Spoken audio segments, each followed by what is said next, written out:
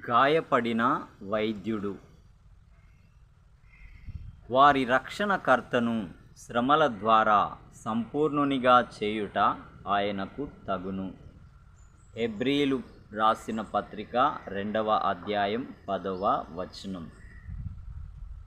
చాలాసార్లు ఆ శ్రమలలోనే మనం మన గురించి, నమ్మకమైన మన దేవుని గురించి ఎంతో ఎక్కువగా అర్థం చేసుకుంటాము.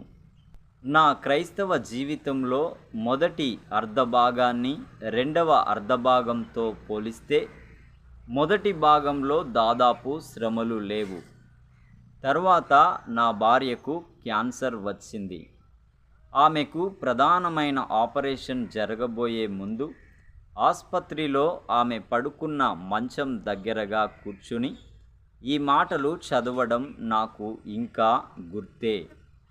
జీవితంలో శ్రమలు రావడం సహజం, కాబట్టి శ్రమలను తప్పించుకోవడానికి ప్రయత్నిస్తే జీవితం నుండి తప్పించుకోవడానికి నీవు ప్రయత్నం చేస్తున్నట్లు.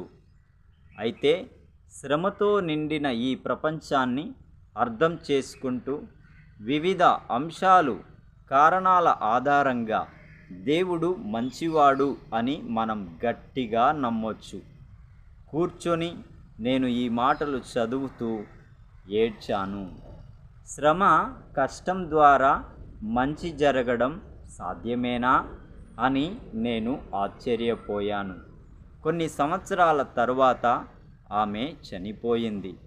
3 వారాల తరువాత నా తండ్రి చనిపోయాడు. కొన్ని సంవత్సరాల తర్వాత వైద్య పరీక్షల్లో నాకు కూడా క్యాన్సర్ ఉన్నది అని నిర్ధారణ అయ్యింది. నాలో మధుమేహం తీవ్ర రూపం దాల్చడం మొదలుపెట్టింది. తర్వాత 10 నెలల కాలంలోనే నాకున్న 2 కుమారులు చనిపోయారు. ఈ భావోద్రేకమైన శారీరకమైన శ్రమలను నేను అనుభవించుట మూలంగా అవసరంలో ఉన్న వారి పట్ల జాలిని చూపించే సామర్థ్యాన్ని నేను పొందుకోగలిగాను. అంతేకాదు, శ్రమల ద్వారా క్రీస్తు పరిపూర్ణం చేయబడ్డాడని, మరో విధంగా చెప్పాలంటే దేవుడే సిద్ధపరిచిన మహిమ ఆయన పొందాడనే సత్యం నాకు బాగా అర్థమైంది. శ్రమల ద్వారా దేవునికి లోబడడం ద్వారా దేవుడు నా పట్ల ఉద్దేశించిన పరిపూర్ణత, ప్రణాళికలకు చాలా దగ్గరగా వచ్చాను.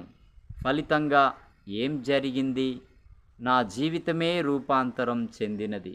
నా ప్రసంగాలు ఇంకా బలాన్ని పుంజుకున్నాయి. ఇతరుల అవసరాలకు వెంటనే స్పందించే లక్షణం నాకు వచ్చింది. నా పరిచర్య ఒక నూతనమైన పంథాలో వెళ్ళడం మొదలైంది. నేను ఒక గాయపడిన వైద్యుణ్ణి. నేను నా అనుభవంలో నుండి చెబుతున్నాను. నేను ఇంతకు ముందు బాధను ద్వేషించినప్పటికీ ఆ శ్రమల మూలంగా వచ్చే బహుమానాలు వెలకట్టలేనివని తరువాత తెలుసుకున్నాను. ప్రభువైన యేసు, నీవు నా కోసం పొందిన శ్రమలతో పోల్చుకుంటే నా శ్రమలు అసలు లెక్కలోనికే రావు.